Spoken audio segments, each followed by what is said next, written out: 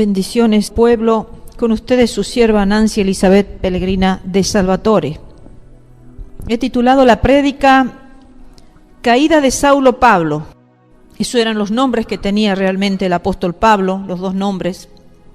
Uno fue usado antes de convertirse en un misionero cristiano y otro cuando ya era un verdadero instrumento escogido por el Dios Altísimo. Y antes de ver la caída física de Saulo, porque en Saulo, después de la conversión, no hubo caída espiritual.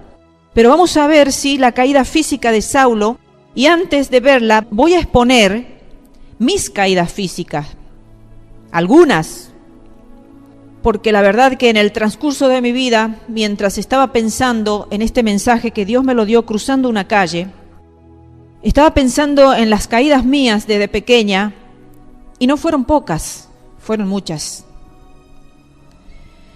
Y voy a también ver las enseñanzas o los cambios que operaron en mí, mis caídas físicas. Y voy a seleccionar unas cuantas nada más, que eran las más que marcaron mi vida, las que más recuerdo, las que dejaron algo en mí como enseñanza.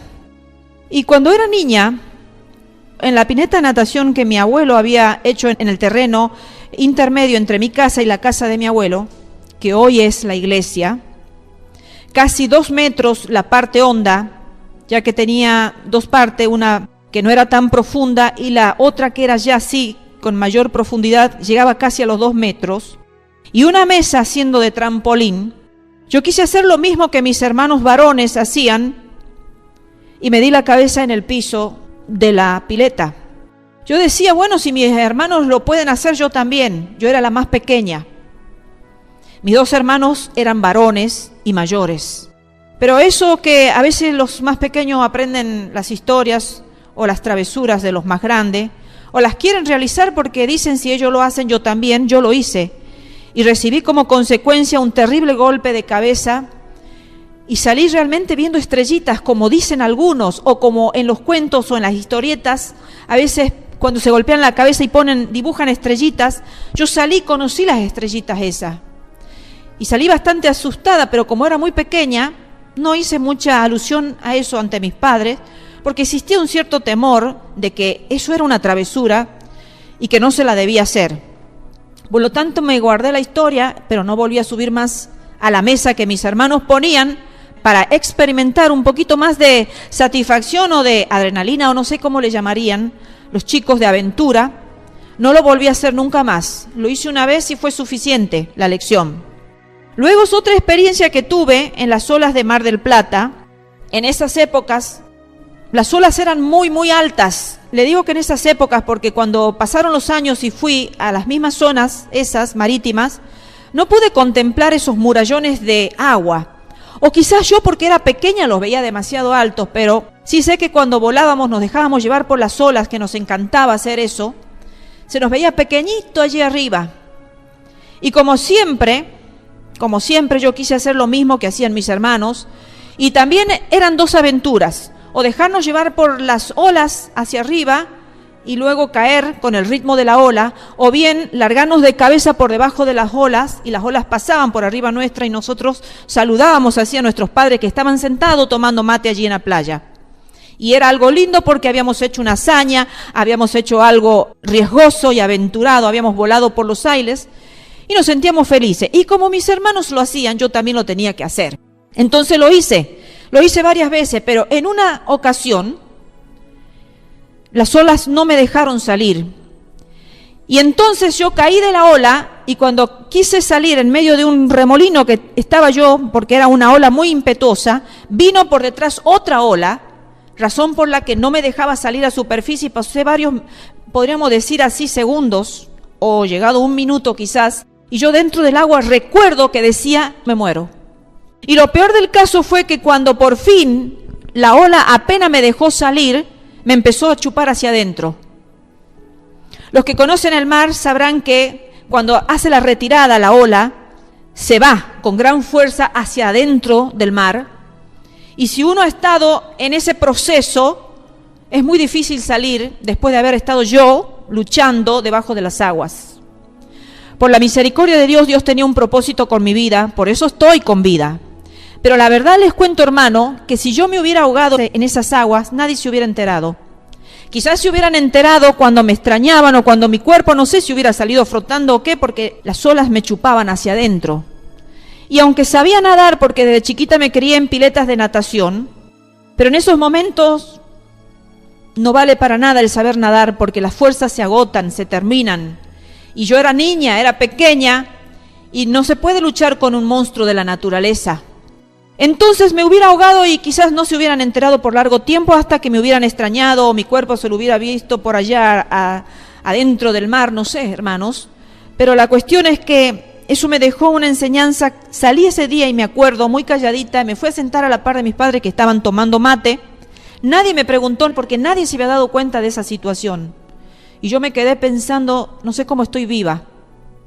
Me quedé pensando y no me metí más al agua durante ese día. Mis padres me notaron rara y me decían, ¿te cansaste del agua? Y yo le dije, sí, estuve luchando con una ola. Miren los años que han pasado, pero esa historia me dejó marcada, que mis padres estaban como ajenos a mi situación y había sido una experiencia mía, sola mía. No me volví a meter más al agua en ese día, porque había quedado tan mal, que no tuve ganas de volver al mar, porque las aventuras nuestras eran las olas, y había perdido todo interés en mí de volverme a meter en las olas. Otra experiencia que tuve, también en niña, ya esta era un poco más que niña, ya era adolescente, fuimos con mis hermanos también a una cascada, no estaban mis padres, fuimos con mis hermanos a una cascada allí entre Misiones y Brasil, y la aventura, claro, por supuesto, siempre viéndolo a mis hermanos que se largaban en la cascada esa, y ellos eran varones, pero yo también creía que podía hacer lo mismo que ellos, también me largué en esa cascada, y perdí allí las fuerzas, porque una cascada cuando cae, tiene la fuerza y empieza a correr hasta caer hacia abajo, como dice la palabra, cascada, irrumpe y cae a una profundidad. Entonces, yo me di cuenta que antes de caer en esa profundidad yo había perdido la fuerza, que era la que mis hermanos tenían para volver, para retornar fuera de la cascada. Yo me di cuenta que había perdido las fuerzas y en ese momento mi hermano mayor que me estaba observando se largó y del cuello me sacó. Empezó a bracear con un solo brazo y con el otro me tenía haciendo gancho y del cuello me sacó así. Por la gracia de Dios, mi hermano me salvó en varias oportunidades. Por eso le estoy agradecido a Dios de que en cuestiones de agua, en 2 o 3 oportunidades mi hermano me salvó de la muerte. Y esa fue una de las tantas que recuerdo. Salí extenuada, había perdido las fuerzas. Como le digo, hermanos, sabía nadar, sabía flotar, sabía bracear, pero no podía, había perdido las fuerzas. Y por más que intentaba era peor, porque cada vez que intentaba volver, más perdía fuerza. Entonces necesité ayuda y en ese momento, por la gracia de Dios, estaba mi hermano que me salvó. Ahora, de estas 3 experiencias que le he contado en el pasado, me enseñaron lo siguiente, queridos hermanos. Me enseñó que la mujer no es igual al hombre y por lo tanto hay trabajos o situaciones por las que no debe ni puede atravesar. Es muy difícil quizás explicar esto en estos tiempos, ¿verdad? Porque estamos en el tiempo de la igualdad. De la igualdad de géneros, todos somos iguales. Las mujeres tienen derecho y tal vez tienen prioridad a los trabajos que antes, en épocas anteriores, estaban solamente designados para los hombres. Y nosotros decíamos solamente es para los hombres porque ellos tienen fuerza. Y realmente sigue siendo lo mismo. Los hombres tienen mayor fuerza que las mujeres porque Dios nos hizo diferente. Dios nos dio cualidades y características diferentes al hombre que hoy en día no se las entiende o si se las entiende no se las quiere aceptar. Se las obvia, se les tira indiferencia porque no conviene. Estamos en el tiempo en donde todos somos iguales. Todos tenemos acceso a lo mismo, todos tenemos que hacer lo mismo. Antes recuerdo las motos grandes, las que tienen cilindrada entre 200 o 300, eran para los hombres. Y hoy por hoy vemos mujeres montadas en esas motos, manejando ellas como si fueran hombres. Hay cosas, hermanos, que las mujeres nunca van a poder hacer, porque no son para las mujeres, porque las fuerzas no son las mismas, las características del cuerpo que Dios nos ha dado a las mujeres no son las mismas que los hombres. Entonces el Señor me enseñó eso, que la mujer no es igual al hombre y que debemos entender eso, pueblo de Dios. Por lo menos el pueblo de Dios tiene que entender eso, y que hay cosas que no podemos hacer, solo algunas la harán por necesidad en determinadas ocasiones y determinadas situaciones. Otra cosa que el Señor me enseñó con esas experiencias que tuve es no experimentar con cosas que son riesgosas y que para nada aprovechan. Para nada aprovechan. ¿En qué aprovechaba que esas situaciones riesgosas yo la experimentara? No aprovechó para mí nada, porque la misericordia de Dios me mantuvo salva, pero hay muchas personas que han pasado por las mismas experiencias mías y hoy no están en la tierra. Entonces son experiencias riesgosas que de nada aprovechan, largarme en una ola, experimentar esa sensación, largarme de una catarata. ¿Qué sentido tiene eso? Una catarata que es peligrosísima, que no fue creada para nadar, sino fue creada quizás para observar la belleza de la catarata nada más. ¿Y de qué aprovecha poner un trampolín que nos impulse de tamaña fuerza, que nos haga esa fuerza golpearnos en la cabeza? De nada aprovecha, querido hermano. La Biblia dice, todo me es lícito quizás porque esas cosas no están prohibidas, pero más no todo aprovecha. No todo es bueno, no todo conviene. Entonces en la vida tenemos que aprender a discernir entre el bien y el mal, entre aquello que no nos conviene, aunque nos agrade. Claro, en las épocas esas, en la adolescencia, en la niñez, se cometen muchos errores porque uno no conoce el peligro. Uno lo conoce al peligro cuando le ha sucedido situaciones como las que yo tuve que vivir y que después de eso nunca más lo hice. Pero cuando ya somos grandes, ya no somos tan inocentes ni tan ingenuos para decir esto es riesgoso, pero lo voy a probar, lo voy a experimentar. Porque la vida misma nos ha hecho vivir situaciones, en el caso mío las que le he contado y otras más, en las que nosotros podemos aconsejar a otros niños, a otros adolescentes, a otros jovencitos que no hagan determinadas cosas porque no convienen. Porque así como yo salí invicta, salí bien, por pura misericordia podría no haber salido bien. Ahora, las dos últimas caídas que tuve ya en grande, en adulta, me sucedieron en la bañera, una, y otra en una escalera.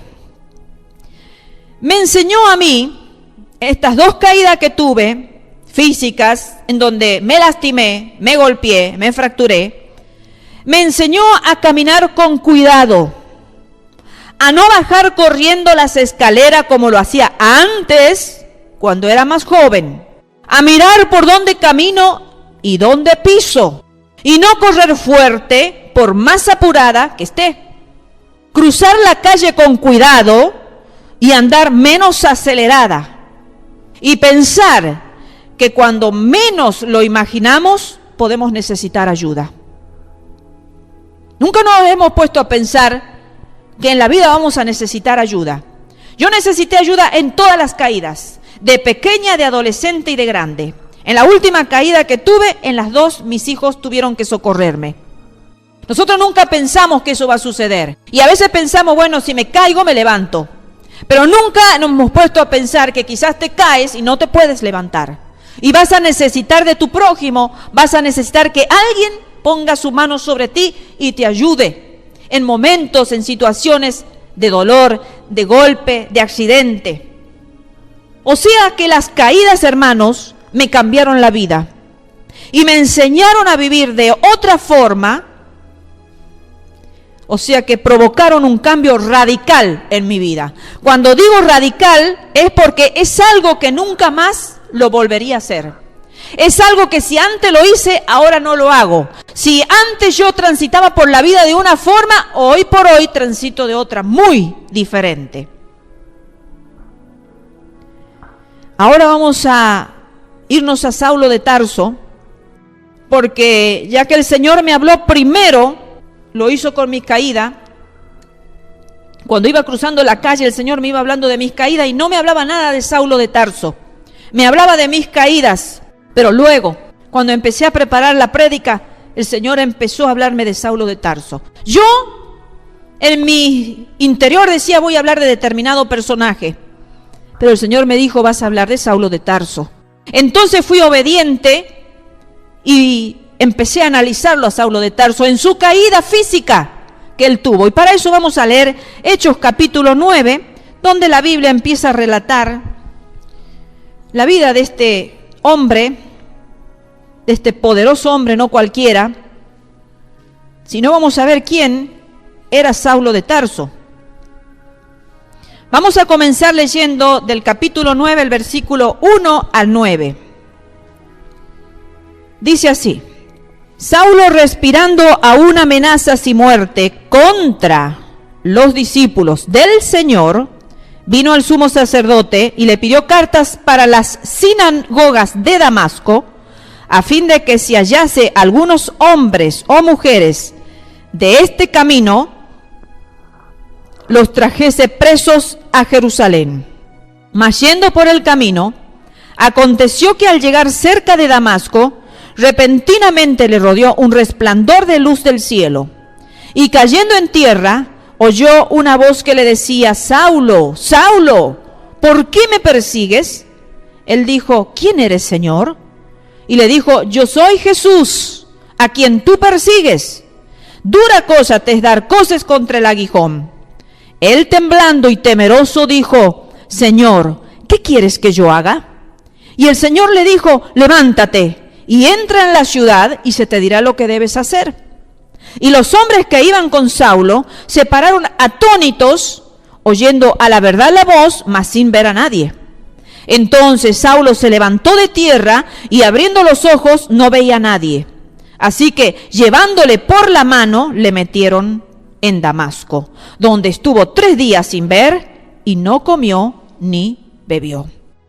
Veamos un poquito estos versículos y observemos que esa caída física con manifestación sobrenatural le provocó lo siguiente. Le provocó una respuesta física, porque toda caída física provoca algo en el cuerpo.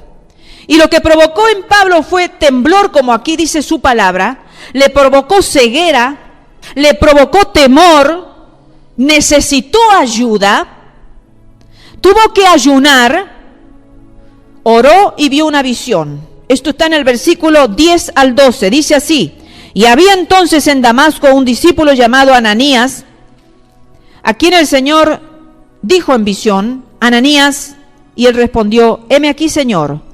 Y el Señor le dijo: levántate y ve a la calle que se llama Derecha y busca en casa de Judas a uno llamado Saulo de Tarso, porque he aquí él ora. Y ha visto en visión a un varón llamado Ananías que entra y le pone las manos encima para que recobre la vista. Todo esto provocó físicamente en este hombre esa caída física que fue acompañada con una manifestación sobrenatural. Si bien mis caídas no tuvieron ninguna manifestación sobrenatural, porque no tuve visión en ese momento alguna, no vi ángeles, no me habló ninguna de las personas de nuestro amado Señor, ni el Padre, ni el Hijo, ni el Espíritu Santo, pero vemos que aquí al apóstol al hombre sí, esa caída física tuvo una manifestación sobrenatural. Jesús en el capítulo 9, en el versículo 13 al 16 dice lo siguiente.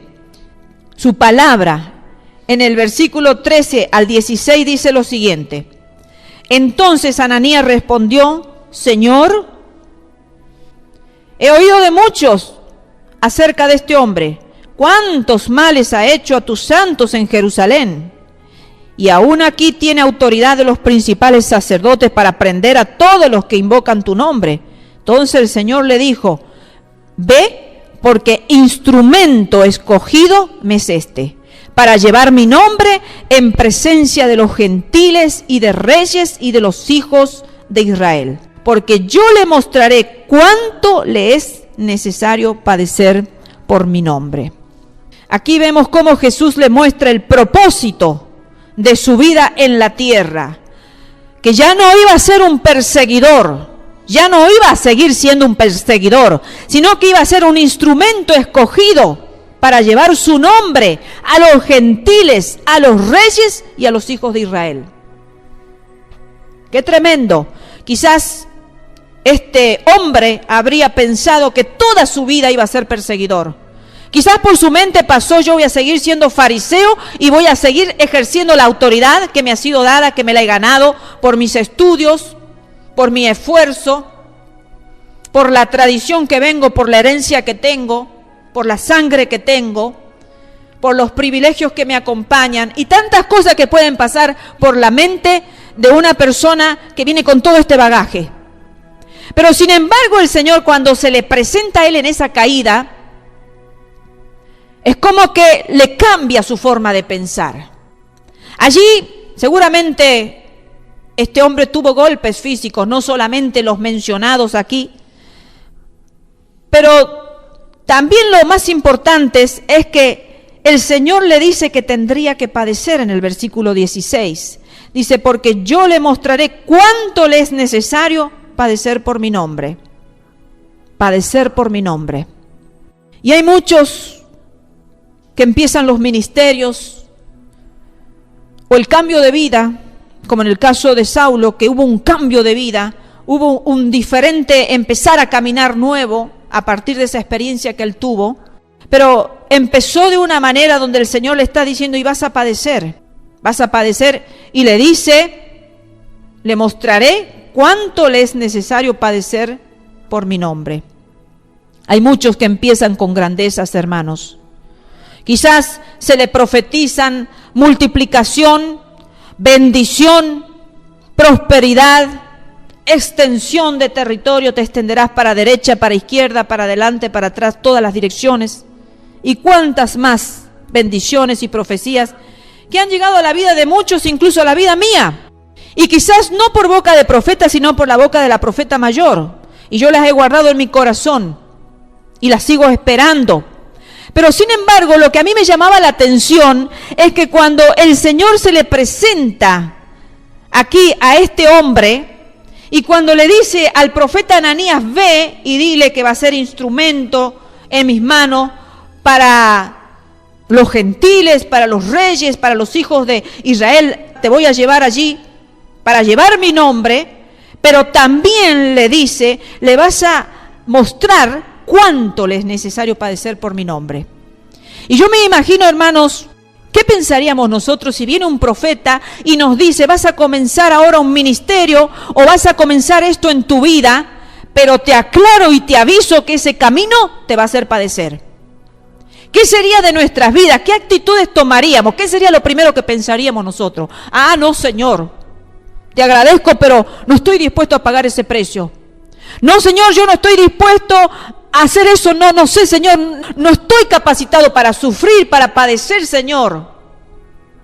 Porque al ser humano no le gusta padecer. Al ser humano no le gusta sufrir, no le gusta tener enfermedades, no le gusta tener persecución, no le gusta que se hable mal de uno, no le gusta nada de lo que sea malo. Cuando se nos acercan y nos profetizan cosas lindas, nos emocionamos, nos ponemos felices, contentos y en algunos casos lloramos de emoción. Se nos agranda el corazón, se nos cambia el rostro y pareciera que tenemos una energía extra, que nos han inyectado una energía extra porque todo cambia. Nos han dicho que vienen cosas, buenos augurios, cosas maravillosas, sobrenaturales sobre nuestras vidas. Pero aquí al apóstol Pablo le está diciendo que va a ser un instrumento escogido y va a tener que estar en presencia bastante difíciles, porque los reyes no son presencias fáciles. Los reyes son personas educadas, personas que tienen un prestigio, que tienen autoridad sobre la nación, sobre el pueblo. Y va a tener que ir no a decirle cosas que están acostumbrados a escuchar, sino va a ir ante las autoridades a decir cosas completamente distintas a lo que están pensando y han pensado toda su vida. Va a tener que ir llevándole el mensaje de Jesucristo, porque dice, para llevar mi nombre. O sea, para llevar mi evangelio, dicho de otra forma. Un evangelio que quizás las autoridades nunca escucharon, o si escucharon, rechazaron. También iba a tener que ir a los de su pueblo, a los que él estaba acostumbrado a moverse entre ellos, y a los gentiles, que él los había perseguido, que él había estado golpeándolos, los había estado encarcelándolos y dándolos a muerte. Porque dentro del grupo de los gentiles estaban los cristianos, que él llevaba encarcelado, azotado. Entonces, vemos qué difícil que es el comienzo del ministerio de Saulo, después de esta caída.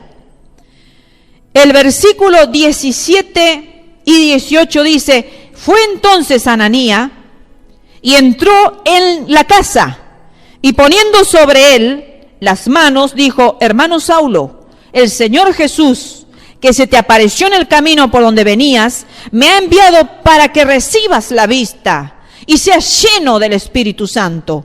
Y al momento le cayeron de los ojos como escamas, y recibió al instante la vista, y levantándose fue bautizado. Vemos qué hermoso, hermanos, comienza su ministerio lleno del Espíritu Santo y bautizado. Dos condiciones necesarias, hermanos, para servirlo al Señor. Si nosotros pretendemos servirlo al Señor y no estamos llenos del Espíritu Santo y no estamos bautizados, hermanos, estamos muy equivocados en el camino. Muy equivocados, hermanos. Sin el poder del Espíritu de Dios, vamos a caminar y transitar en la carne, y la carne se va a cansar. Pero cuando lo hacemos en el Espíritu, van a venir las tribulaciones que vengan a nuestra vida, van a venir las persecuciones que vengan a nuestras vidas, van a venir las dificultades que vengan a nuestra vida, las amenazas de muerte, como muchos de los discípulos, no solamente el apóstol Pablo, recibieron amenazas de muerte. En este caso ya vamos a leer más adelante, y sin embargo se puede seguir adelante, porque con la llenura del Espíritu Santo es el Espíritu del Dios vivo, es el que sostiene a una persona en un ministerio. Y el bautismo, que es el testimonio que uno da de la fe en quien ha creído, de la fe en quien a uno va a servirlo. Entonces, lamentablemente hoy vemos muchas personas que no han sido bautizadas ni llenas del Espíritu Santo y andan por ahí juntando gente conforme a sus propias concupiscencias, juntando gentes y grupos conforme a sus propios pecados. Y son muchos, por supuesto, porque son mucha la gente que no buscan la presencia del Espíritu Santo, son mucha la gente que no obedecen a Dios confesando su fe en el bautismo. Entonces buscan esos enseñadores conforme a sus propios pecados. Pero sin embargo vemos aquí cómo este gran apóstol de Dios empezó el ministerio conforme a lo que Dios le había mandado, lleno del Espíritu Santo y bautizado. Versículo 19 al 22.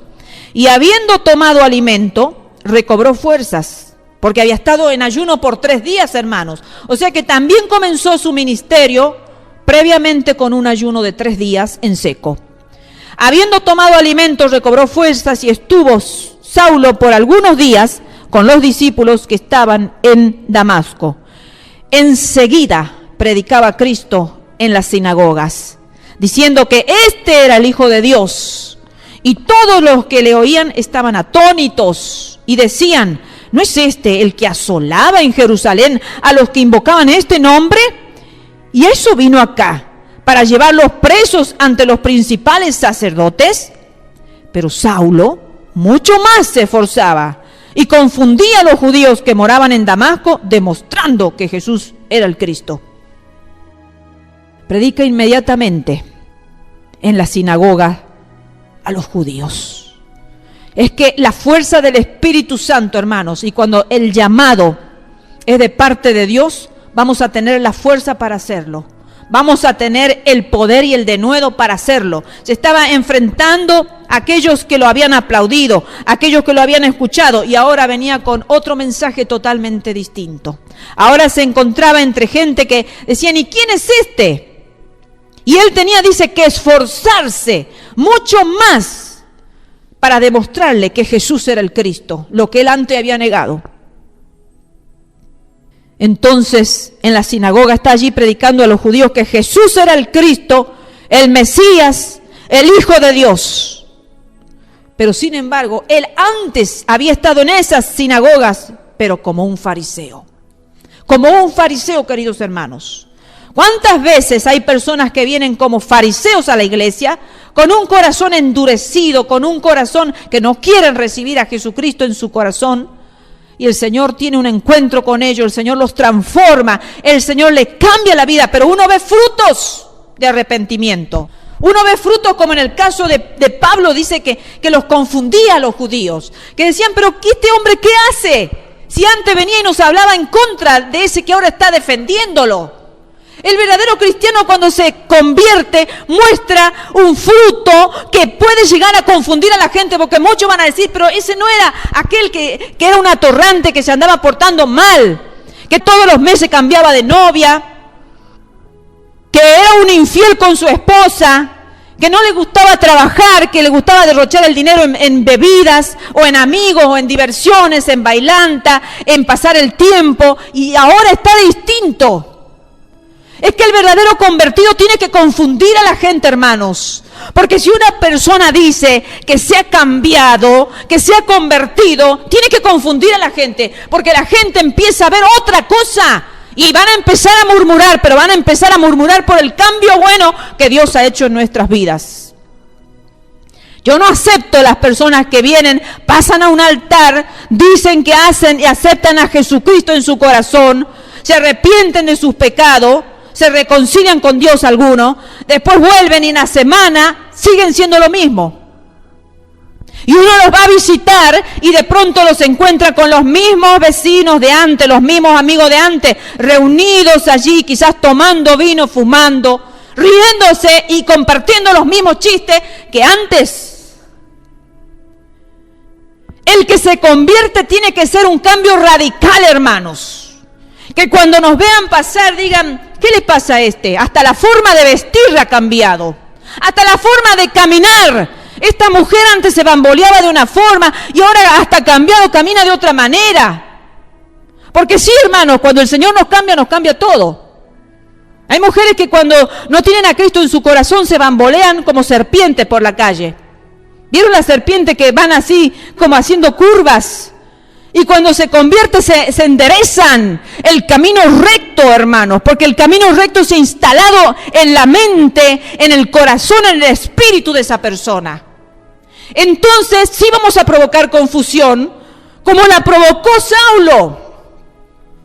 Versículo 22 al 30. Dice su palabra. Pero Saulo mucho más se esforzaba y confundía a los judíos que moraban en Damasco, demostrándole que Jesús era el Cristo. Pasados muchos días, los judíos resolvieron en consejo matarle. Pero sus acechanzas llegaron a conocimiento de Saulo, y ellos guardaban las puertas de día y de noche para matarle. Entonces los discípulos, tomándole de noche, le bajaron por el muro, descolgándole en una canasta. Cuando llegó a Jerusalén, trataba de juntarse con los discípulos, pero ellos le tenían miedo, no creyendo que fuese discípulo. Entonces Bernabé, tomándole, lo trajo a los apóstoles y les contó cómo Saulo había visto en el camino al Señor, el cual le había hablado, y cómo en Damasco había hablado valerosamente en el nombre de Jesús. Y estaba con ellos en Jerusalén, y entraba y salía, y hablaba denodadamente en el nombre del Señor, y disputaba con los griegos, pero estos procuraban matarle. Cuando supieron esto, los hermanos le llevaron hasta Cesarea y le enviaron a Tarso.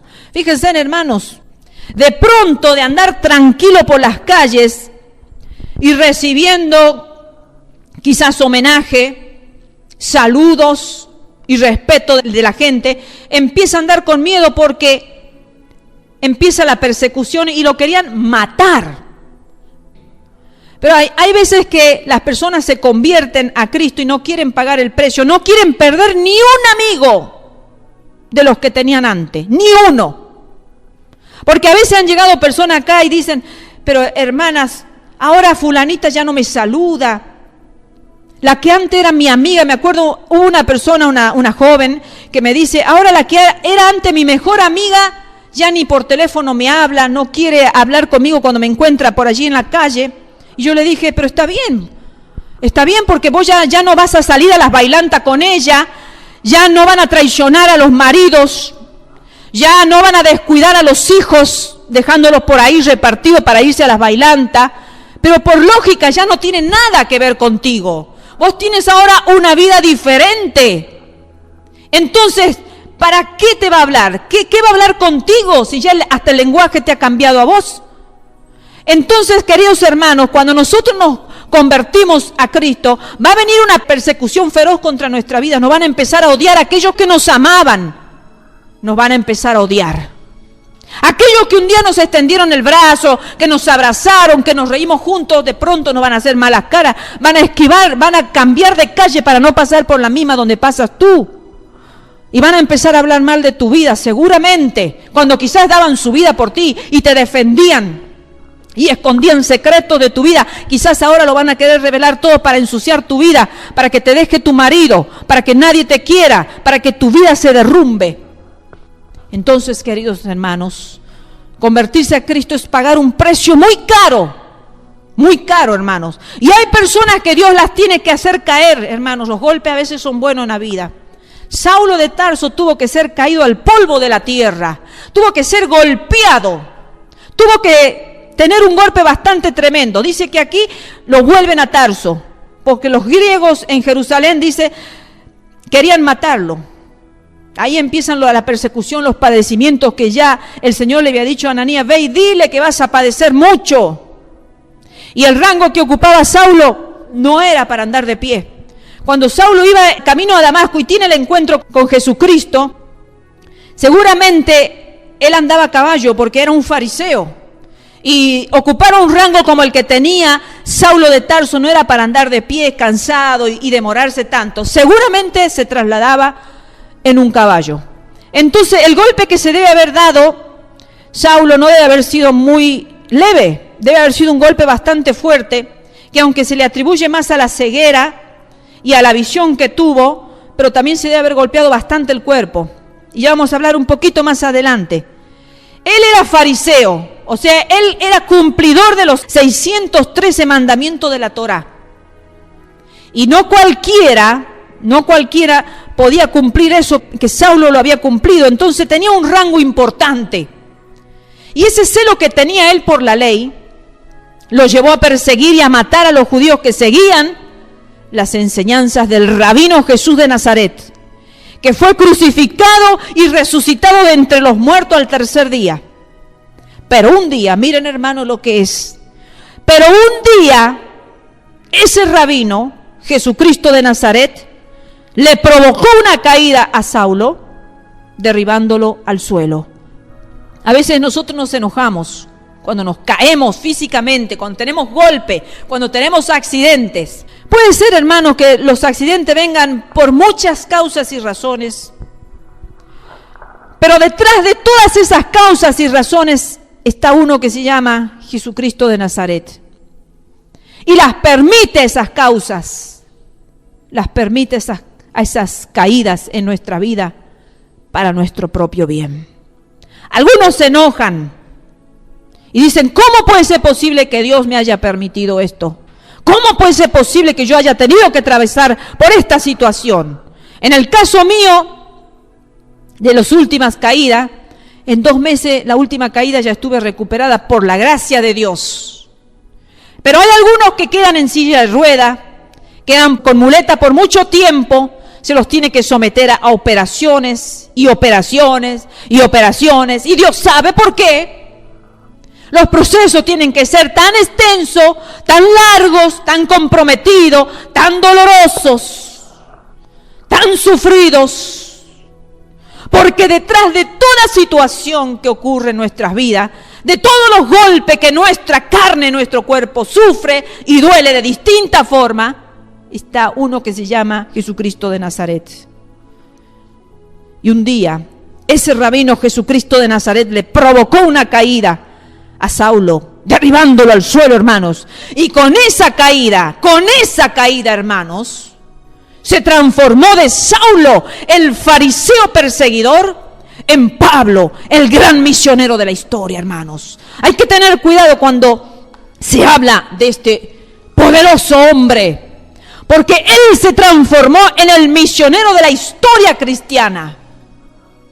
Fue registrado en la Biblia a través del Espíritu Santo para formar nuestra vida, para fortalecer nuestra vida, para afirmar nuestra vida, para consolidar nuestra fe. El cambio se dio solo después de ser derribado. Difícilmente. Dios sabe cómo tiene que hacer el cambio en cada uno, hermanos. Saulo necesitaba tener un porrazo en la vida, y un porrazo fuerte, hermanos, porque la experiencia que Saulo tuvo no fue nada fácil. Él iba con una mente, iba con un objetivo, iba con un esquema que tenía en su mente: perseguir, matar, encarcelar, latigar, hacer lo que más pudiera para hacerlo sufrir a un grupo determinado que seguían a un rabino determinado llamado Jesucristo de Nazaret. Y sin embargo, en una caída a tierra, cambia su vida radicalmente. Necesitaba ese golpe. Y tú, hermano que estás escuchando, necesitas ese golpe. No sé qué golpe has recibido en la vida, pero lo necesitas, porque es la única forma en que Dios va a cambiar la estructura mental tuya. Es la única forma en que Dios te va a sacar de la confusión que tenías, de creer que estabas haciendo lo bueno y estabas haciendo lo malo. Aunque estés apoyando tu fe en la palabra, porque Saulo, era un conocedor profundo de la Torá. La conocía mejor que todos nosotros, hermanos. Había tenido un excelente rabino. Gamaliel era el mejor. O sea que él era un conocedor de la palabra de ese entonces. Pero pasa que no lo conocía aquel que había venido a la tierra, no había tenido un encuentro íntimo, especial con él. Aquel que había venido a traer una salvación que solamente la podíamos encontrar en su muerte. Él conocía una salvación a través de mandamiento, pero este rabino había venido a la tierra a morir, a derramar su sangre para que esa sangre nos diera libertad, para que esa sangre nos limpiara nuestros pecados, para que esa sangre nos diera acceso al trono de la gracia. Es por medio del apóstol Pablo y de sus cartas, hermanos, que entendemos quién es Jesús de Nazaret, como también el significado de su vida, de su muerte y de su resurrección. Pablo nos enseña cómo ser seguidores de Cristo en este mundo en que vivimos. Pablo nos enseña cómo debemos vivir en este mundo contaminado, en este mundo perdido. Pablo nos enseña cómo debemos vivir. La caída y la visión primero le produjo ceguera física y temporal, pero luego sus ojos físicos y espirituales fueron abiertos. Aquellos que por largo tiempo habían estado cegados, y entendió lo que antes no entendía, que no somos salvos por las obras de la ley, sino por la gracia. Era un perseguidor porque creía que cumpliendo la ley se salvaba. Pero cuando la venda se le sale de los ojos, comprende que ya no es por las obras de la ley, sino por la gracia que se estableció a través de la muerte de nuestro Mesías enviado a la tierra. Él nos hace entender, el apóstol Pablo nos hace entender el valor y la importancia de la gracia que nos ofrece la salvación. La gracia nos trajo salvación, hermanos. La ley, la Torá nos llevó, hermanos, al que vino a dar su vida por nosotros. Nos condujo, fue el maestro, fue el ayo que nos llevó a ese rabino bendito que vino a cumplir la ley. Por esa razón, Pablo fue expulsado de las sinagogas y de las ciudades del Mediterráneo. Por esa razón, hermanos. Ya los judíos no soportaban lo que Pablo predicaba. En su conversión entendió que el cristianismo, a quien él perseguía, forma el cuerpo de Cristo. Lo que él estaba persiguiendo, ese era el cuerpo de Cristo. Por eso el Señor le dijo: Saulo, Saulo, ¿por qué me persigues? Jesucristo ya no estaba en la tierra.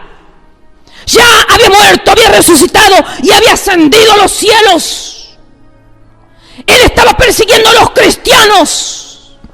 Y al perseguir a los cristianos, lo estaba persiguiendo a él, a Jesucristo.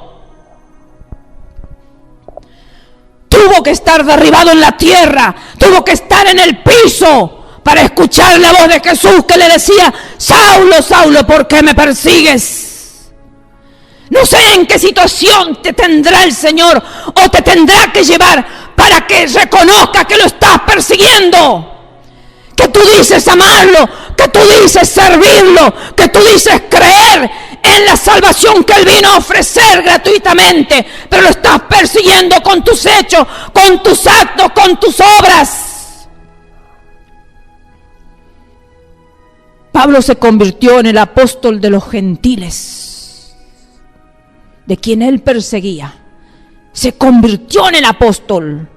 De perseguidor pasó a ser un misionero, llevando el evangelio de Jesucristo. Antes él golpeaba a hombres y mujeres, ahora él fue golpeado como mártir. Hechos 16, versículo 23 y 24. Está Pablo y Silas misionando, llevando el evangelio ya.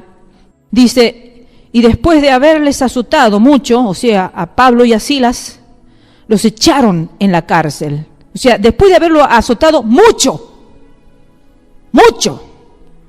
los echaron en la cárcel, mandando al carcelero que los guardase con seguridad, o sea, que los pusieran en un lugar de extrema seguridad. Las celdas de extrema seguridad son las peores. Versículo 4 dice: y el cual, recibido este mandato, los metió en el calabozo de más adentro y les aseguró los pies en el cepo. Estaba sufriendo como mártir ya el apóstol Pablo. Queridos hermanos, queridas hermanas, las caídas son necesarias, no nos quejemos. Así como estas caídas físicas que yo tuve a lo largo de mi vida cambiaron mi vida. Me libraron de situaciones de muerte. Me libraron de situaciones que la próxima vez quizás no salía con vida. Porque quizás la próxima vez, si me volvía a meter en esas olas, si me volvía a tirar en esa cascada, si volvía a intentar el trampolín alto, ya mi cabeza se iba a romper. Ya iba a perder la fuerza y quizás no iba a haber alguien que esté atento para sacarme de la cascada. Quizás ya nadie iba a descubrir que yo estaba luchando con la vida y la muerte debajo del agua. Tomemos atención de las caídas, tomemos atención de los golpes, hermanos. Todos nos dejan una enseñanza. No nos quejemos, Dios las permite para cambiar nuestra vida, como lo hizo con Saulo, Pablo, hermanos. Está bien preguntarse: ¿por qué? ¿Por qué me ha pasado esto? ¿Por qué me suceden estas situaciones? ¿Por qué tengo que padecer esto? Pero no está bien enojarse. Porque yo al preguntarme llego a una conclusión. Le pregunto a Dios, busco intimidad, busco la palabra. Entender por qué me ha pasado esto. Pero si nos enojamos, estamos propensos a que nos vuelva a pasar lo mismo más adelante. Porque ya Dios no nos va a salvar. Y ya va a venir el enemigo mediante el enojo que tenemos. Nosotros abrimos puerta y va a venir el enemigo, se va a meter y va a decir: inténtalo otra vez. entonces esa otra vez va a ser fatal. Por eso, hermanos, ante las situaciones que vengan en nuestra vida, no nos enojemos. Le digamos gracias, Señor. A los que a Dios aman, todas las cosas le ayudan a bien, dice su palabra.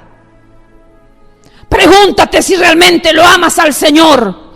Cuando era jovencita, más o menos en esa época de mis andanzas con el agua, me regalaron un libro de una chica que se llama Joni Eareckson, norteamericana.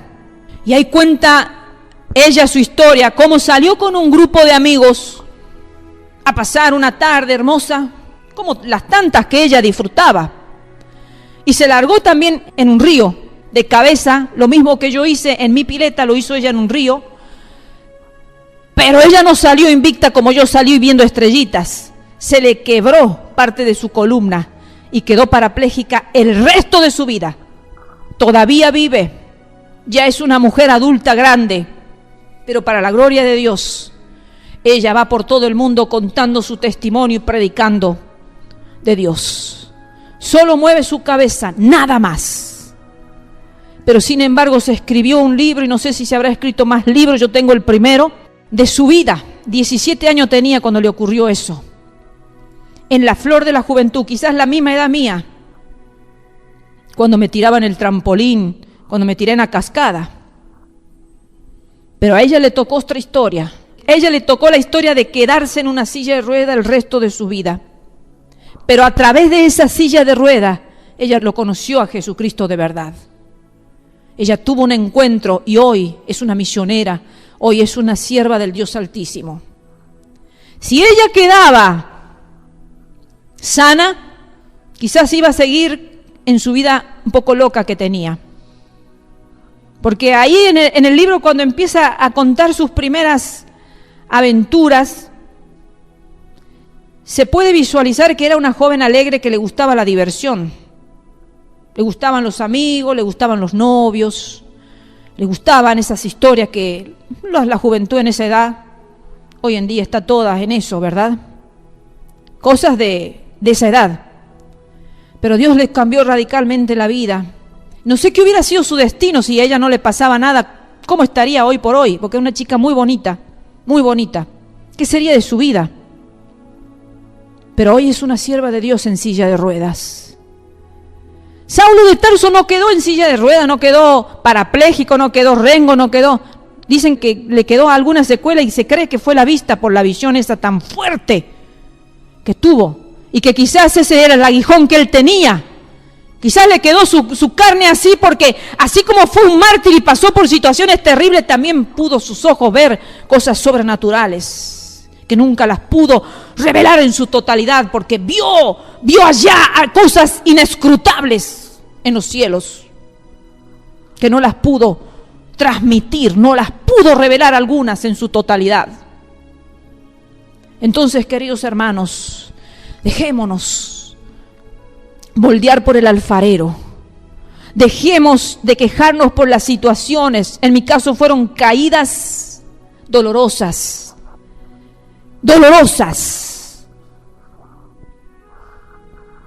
Pero me cambiaron radicalmente mi vida.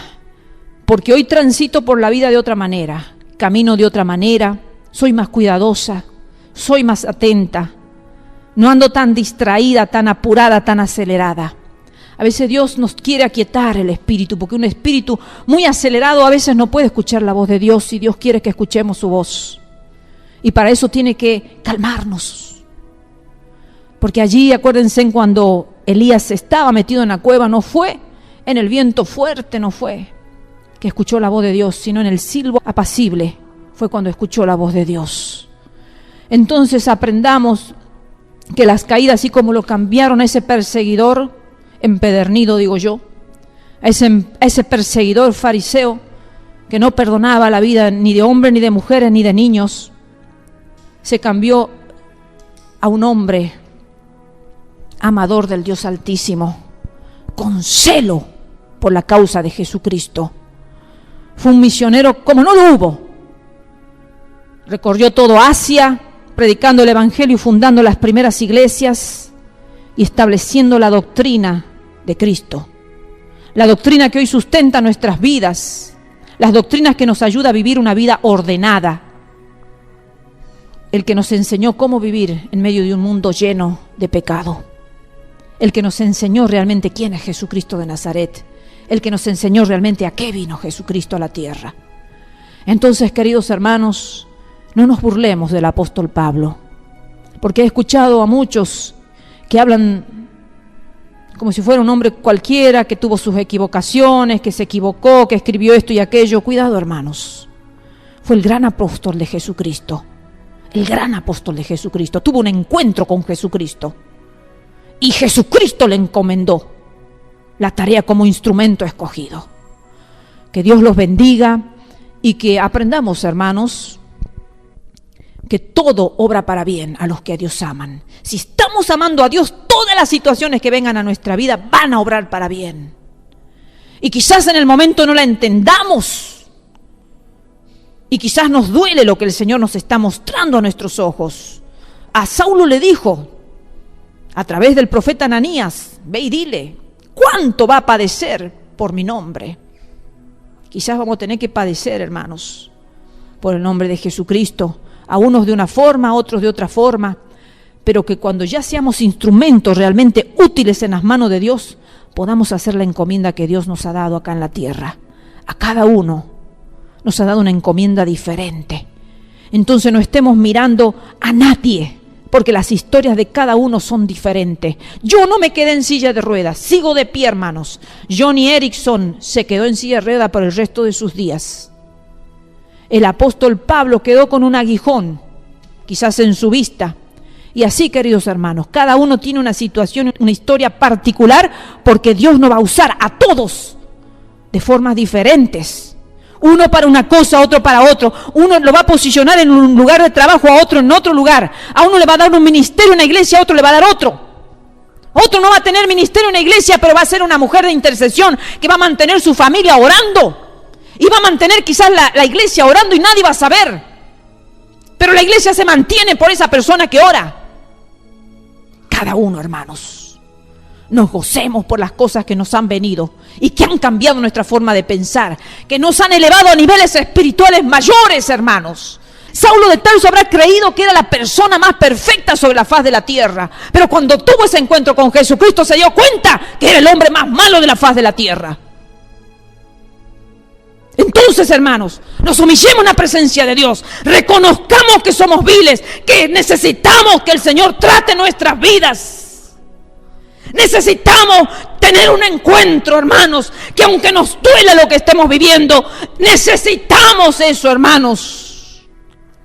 Que Dios los bendiga, hermanos, y que tu vida pueda cambiar, tener un cambio radical, hermanos, para lo que se avecina, para lo que viene, para el poco tiempo que nos queda vivir acá sobre la tierra, porque Cristo viene pronto, hermanos. Dios los bendiga.